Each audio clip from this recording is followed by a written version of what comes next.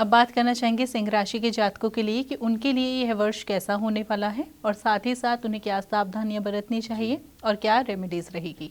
जी, सिंह राशि वालों के लिए अगर मैं बात करता हूं तो देखिए, सबसे पहली चीज़ आप समझें, आपके लगन का स्वामी है सूर्य।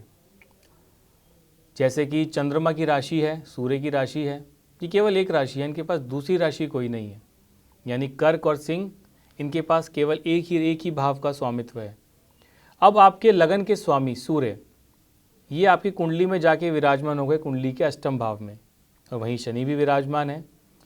तो अब इस 2026 के समय को हम कैसे समझें कि सिंह राशि वालों के लिए कैसा रहने वाला है। लगन में केतु विराजमान है और लगन के स्वामी अष्टम भाव में विराजमान है, और 3 ग्रह जो हैं वो आपके लगन को देख रहे हैं, यानी बुध, मंगल और राहु सप्तम भाव में बैठ के।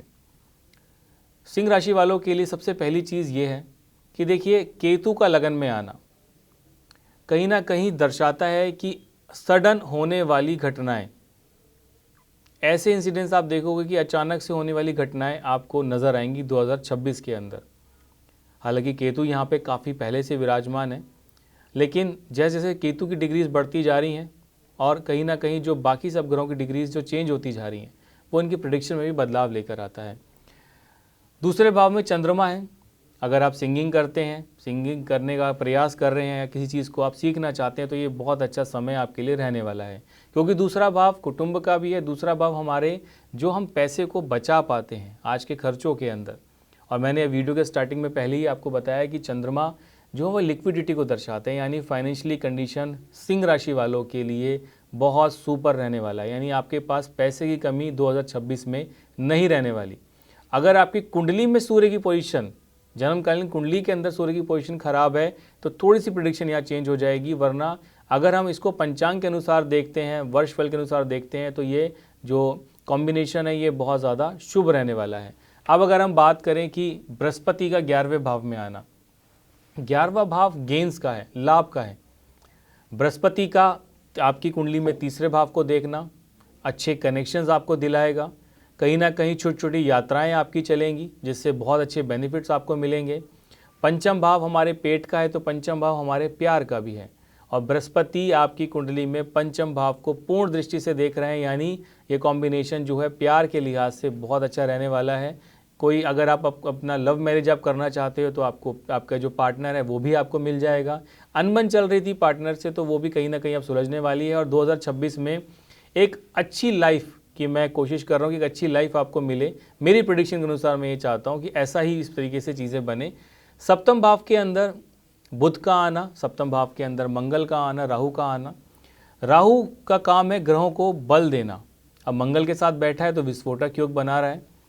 हालांकि बृहस्पति की दृष्टि में भी है ये तीनों ग्रह।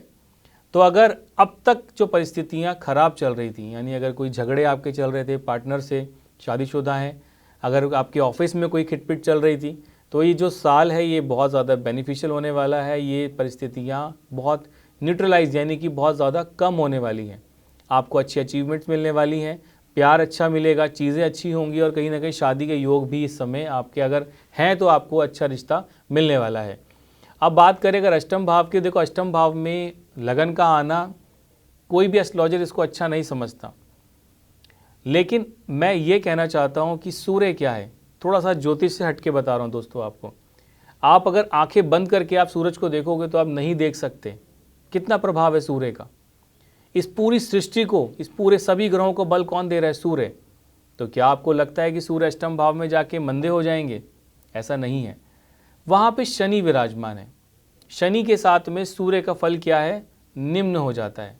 तो इसीलिए अष्टम भाव के अंदर शनि का जो कॉम्बिनेशन है कहीं ना कहीं मंदाक दोष को तो बनाता है, लेकिन यहाँ पर सूर्य कुछ समय के बाद राशि परिवर्तन, अगले ही महीने शनि राशि परिवर्तन कर लेंगे, तो परिस्थितियाँ जो हैं वो आप देखोगे कि धीरे धीरे जो है वो सामान्य होने लगेंगे। यानी 2026 के जो स्टार्टिंग का फेज़ है, नो डाउट ये आपके लिए तंग करने वाला है, लेकिन जैसे जैसे इसकी सूर्य की डिग्री बढ़ेंगी, शनि की डिग्रीज बढ़ेंगी, ये चीज़ें नॉर्मल होने वाली हैं। और जब तक सूर्य पूरा चक्कर लगा के वापस आएंगे, तब तक शनि अपनी काफ़ी आगे की डिग्री में निकल चुके होंगे। तो मेरा केवल ये समझाना है कि 2026 सिंह राशि वालों के लिए बहुत अच्छा समय रहने वाला है 2025 की तुलना में।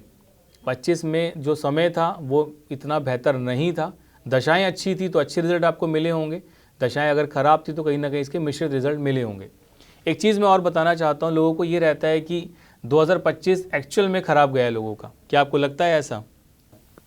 अक्सर यही सुनने को मिल रहा है कि 2025 जो है अच्छा साल नहीं था, इसमें बहुत कुछ सभी के साथ हुआ है, तो ऐसे में क्या सच में? देखिए ऐसा नहीं है। 2025 में ऐसे बहुत लोग हैं जो अपनी लाइफ को सेट कर गए, आपको नहीं पता, और ऐसे बहुत लोग हैं जो डाउनफॉल चले गए, यानी बहुत ज़्यादा कर्जे में चले गए, परेशानियों में चले गए।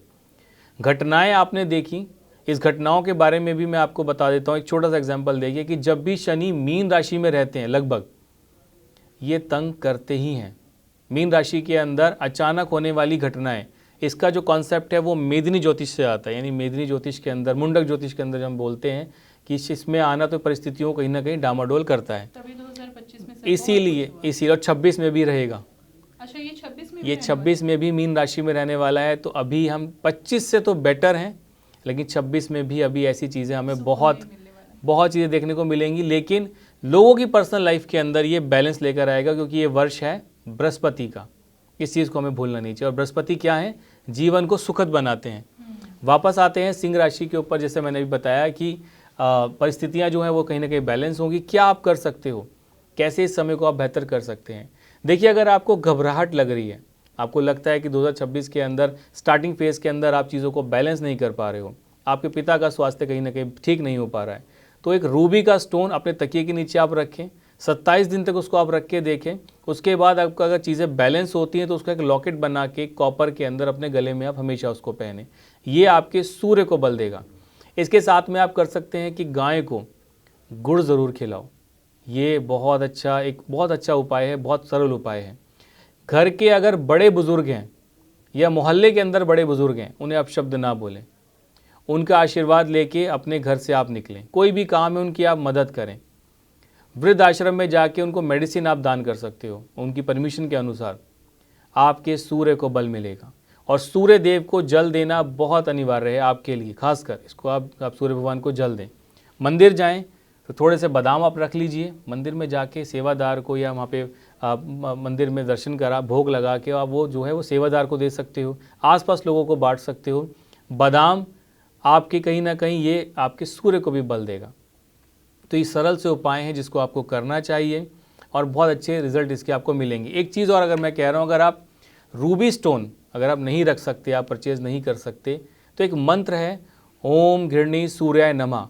इस मंत्र का आप केवल जाप कर लो, बहुत अच्छे रिजल्ट इसके आपको मिलने शुरू हो जाएंगे। बस सुबह शाम जब भी समय मिलता है इस मंत्र का आप जाप करें, 108 बार इसका आप जाप कर सकते हो, आपको ऑटोमेटिक ही स्ट्रेंथ मिलनी शुरू हो जाएगी। आप हमारे संतवाणी चैनल को सब्सक्राइब करें, वीडियो को लाइक करें, शेयर करें और हाँ, बेल आइकन पर क्लिक करना बिल्कुल ना भूलें, ताकि हमारी किसी भी वीडियो की सूचना सबसे पहले आपको मिले।